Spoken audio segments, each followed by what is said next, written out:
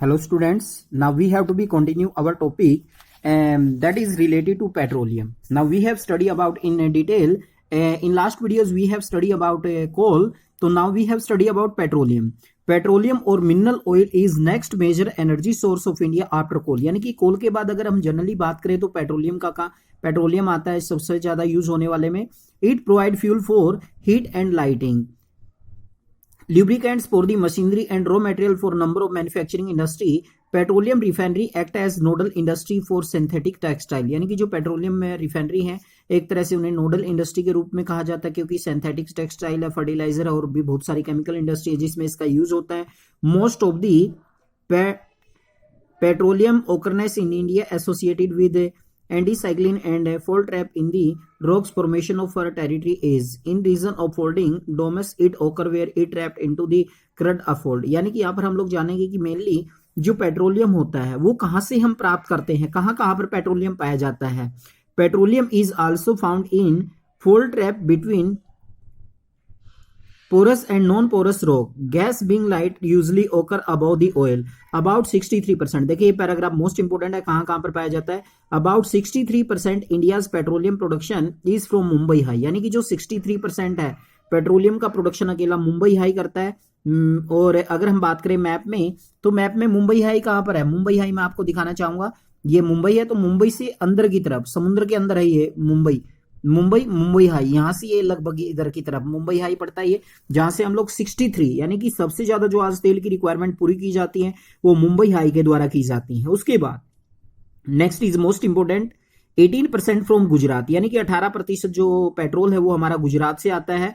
जैसे अंकलेश्वर है गुजरात में, तो मेन तेल प्रोड्यूसिंग एरिया इसको माना जाता है. एंड 16% फ्रॉम आसाम, और 16% जो पेट्रोलियम है इंडिया के अंदर आसाम से प्राप्त किया जाता है. From the map locate 3 major shore field of western India. Ankleshwar is the most important field of Gujarat. Ankleshwar देखो सबसे मोस्ट इंपोर्टेंट है गुजरात का field. Assam is the oldest oil producing state of India. Assam में अब 16% प्रोड्यूस होता है, लेकिन सबसे पुराना सबसे पहले जो पेट्रोलियम प्रोड्यूस किया गया था वो आसाम में किया गया था. Digboi, Naharkatiya and Moran Hugrijan are the important oil field. तो ये कुछ स्थान है, डिगबोई है, जैसे नहर काटिया, ये कुछ इंपोर्टेंट स्थान है जो कहां पर है, आसाम के अंदर. आसाम सबसे पुराना तेल उत्पादक क्षेत्र है. अगर वर्तमान समय में हम लोग बात करें सबसे इंपोर्टेंट है मुंबई हाई, क्योंकि 63% जो देश की आवश्यकता है वो अकेला पूरी करता मुंबई हाई. अब बात करते हैं हम लोग कोल पेट्रोल के बाद आती है सीएनजी, यानी कि natural gas. You can say that we have study about fossil fuel. Natural gas is an important clean energy resource found in association without petroleum. कहते हैं कि जो नेचुरल गैस है ये बिल्कुल ही साफ सुथरा ईंधन माना जाता है इसको.